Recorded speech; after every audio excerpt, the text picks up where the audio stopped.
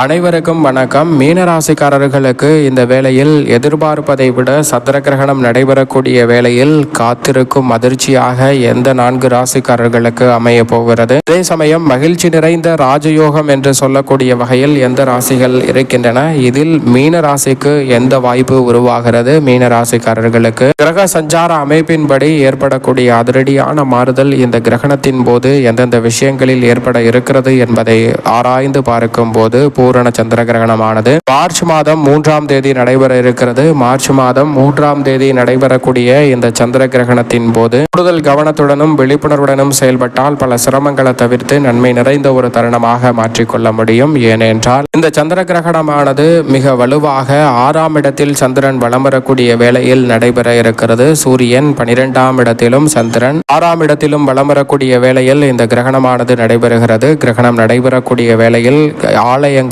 பூட்டப்படும், இறைவனும் வலுவிளக்கும் நேரமாக பார்க்கப்படுகிறது. எனவேதான் கிரகண தோஷங்கள் நம்மை அண்டாத வகையில் கூடுதல் கவனத்துடன் இருந்தால் பல சிரமங்களை தவிர்த்து நன்மை நிறைவாக பெற முடியும். இந்த பூரண சந்திர கிரகணத்தினால் அதிக நன்மையையும் அதிர்ஷ்டத்தையும் யோகத்தையும் பெறக்கூடிய ராசியாக பார்க்கப்படுவது உறுதியாகவே மேசராசி, சிம்ம ராசி, மீன ராசி ஆகிய 3 ராசிக்காரர்களுக்கு அமோகமான யோகமும், ரிஷபராசிக்காரர்களுக்கு சிறப்பான வாய்ப்புகளும் உறுதியாகவே இந்த தருணத்தில் கிரகணம் நடைபெற்றாலும் சிறப்பாக அமைய போகிறது. அதே சமயம் சாதகமற்ற நிகழ்வாக 4 ராசிக்காரர்கள் யார் யார் என்று பார்த்தால் கடகராசி, விருச்சிக ராசி மற்றும் மகர ராசி, மிதுன ராசி. இந்த 4 ராசிக்காரர்களுக்கு அவ்வளவு சிறப்பான நன்மை கிடைக்க இயலாத ஒரு அமைப்பாக பார்க்கப்படுகிறது. எனவே கூடுதல் கவனத்துடன் இருந்தால் அந்த சிரமங்களை தவிர்த்து நன்மை நிறைந்த ஒரு வேலையாக மாற்றிக்கொள்ளக்கூடிய சந்தர்ப்பம் உங்களுக்கு உறுதியாகவே கிடைக்கும் என்பதில் சந்தேகமே இல்லை. கடகராசிக்காரர்களுக்கு ராசியின் அதிபதி என்பதால் மன அழுத்தம் அதிகரிக்கலாம். விருச்சிக ராசிக்காரர்களுக்கு நீச்ச அதிபதியால் மறைந்த உண்மைகளும் ரகசியங்களும் வெளிவரலாம். அஷ்டமத்தில் மகர ராசிக்காரர்களுக்கு இருப்பதால் உடல்நலத்தில் திடீரென சில பிரச்சனைகள் வரலாம்.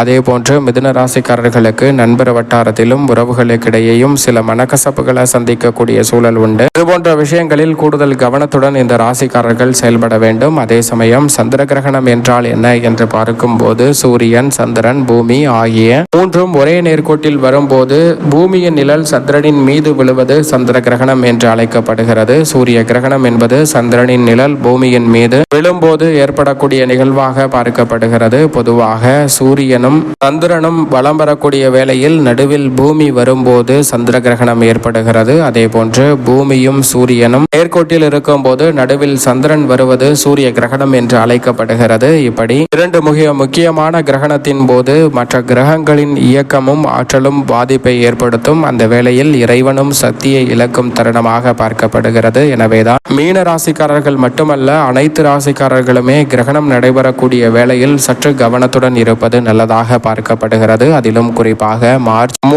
3ஆம் தேதி நடைபெறக்கூடிய இந்த சந்திர கிரகணமானது சந்திரன் பூரம் நட்சத்திரத்தில் இருக்கும் போது, சிம்ம ராசியில் இருக்கும் போது, கடக லக்கணத்தில் இருக்கும் போது நடைபெற இருக்கிறது. எனவே இந்த தருணத்தில் குறிப்பாக பூரம், மகம், பரணி, போராடம் ஆகிய நட்சத்திரக்காரர்கள் கூடுதல் கவனத்துடன் இருப்பது நல்லதாக பார்க்கப்படுகிறது. அதிலும் குறிப்பாக செவ்வாய்க்கிழமை பிறந்த மீன ராசிக்காரர்கள் கூடுதல் கவனத்துடன் இருந்தால் பல பிரச்சனைகளை உறுதியாகவே தவிர்க்க முடியும். அதோடு மட்டுமல்லாது சில தோஷ நிவர்த்தி பரிகாரங்களை மேற்கொள்வதும் அந்த கிரகணத்தினால் ஏற்படக்கூடிய பாதிப்புகளை தவிர்த்து நன்மை நிறைந்தவையாக உறுதியாகவே மாற்றிக் கொடுக்கும் என்பதில் சந்தேகமே இல்லை. எனவே இந்த நேரங்களை சரியான முறையில் பயன்படுத்திக் கொள்வது உங்களுடைய கையில் தான் இருக்கிறது. மீன ராசிக்காரர்களுக்கு இந்த கிரகணம் எப்போது நடைபெறுகிறது என்று பார்த்தால் மீன ராசிக்காரர்களுக்கு கிரகணமானது மதியம் 3:20 துவங்குகிறது. இரவு 7:54 கிரகணமானது நிவர்த்தி அடைகிறது. அதை தொடர்ந்து கிரகணமானது உச்சம் பெறக்கூடிய நேரமாக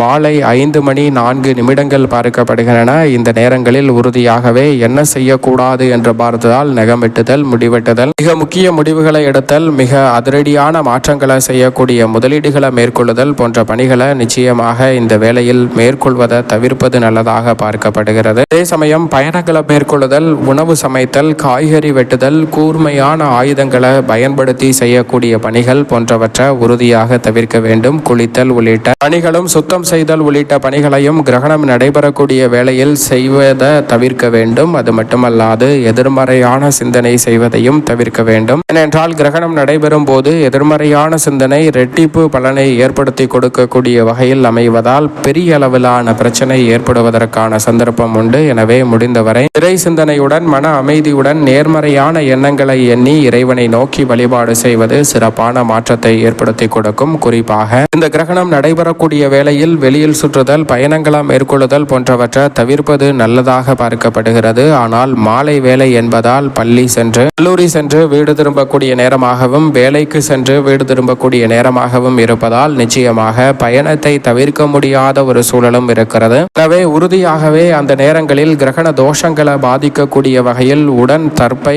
துளசி போன்றவற்றை எடுத்து சென்றால் கிரகண தோஷங்களும் பாதிப்புகளும் உறுதியாக கட்டுக்குள் வரும். பெரிய அளவிலான தோஷங்களையோ பாதிப்புகளையோ சந்திக்கக்கூடிய சூழல் உருவாகாது. ஏனென்றால் தவிர்க்க முடியாத பயணங்களை நாம் மேற்கொண்டே ஆக வேண்டும் என்று சொல்லக்கூடிய நேரத்தில் நிச்சயமாக வீட்டில் இருப்பது சாத்தியமற்ற ஒன்றுதான். எனவே உறுதியாகவே அந்த நேரங்களில் கிரகண தோஷத்தை பாதிக்கக்கூடிய பொருட்களை உடன் எடுத்து செல்வதால் தோஷ பாதிப்புகள் விலகும். பாதிக்காத வகையில் இருக்கக்கூடிய பொருட்களான தர்ப்பை மற்றும் துளசி போன்றவற்றை எடுத்து செல்லுங்கள். அதோடு மட்டுமல்லாது அன்றைய காலை 9 மணிக்கு முன்னதாகவே சாப்பிட்டு விடுவது நல்லது. குறிப்பாக 3 மணிக்கு மேல் கிரகணம் நடைபெறக்கூடிய நேரங்களில் உணவு சாப்பிடுதல், தண்ணீர் குடித்தல் போன்றவற்றை தவிர்ப்பது பல பிரச்சனைகளை உங்களுடைய வாழ்வில் இருந்து விலக்கிவிடும். ஆனால் அதே சமயம் வயதானவர்கள், நிரந்தர நோயுற்றவர்கள், சிறு குழந்தைகள், கர்ப்பிணி பெண்கள் போன்றவர்களுக்கு விதிவிலக்கும் உண்டு. அவர்கள் சாப்பிடலாம். அளவாக சாப்பிடுவது நல்லதாக பார்க்கப்படுகிறது. அதே சமயம் கர்ப்பிணி பெண்கள் வெளியே வருவதையும் தவிர்க்க வேண்டும். ஏனென்றால் அறிவியல் படியும் கதிர்வீச்சுகள் சில பாதிப்புகளை ஏற்படுத்துகிறது என்று சொல்லப்படுகிறது. அதனால் நிச்சயமாக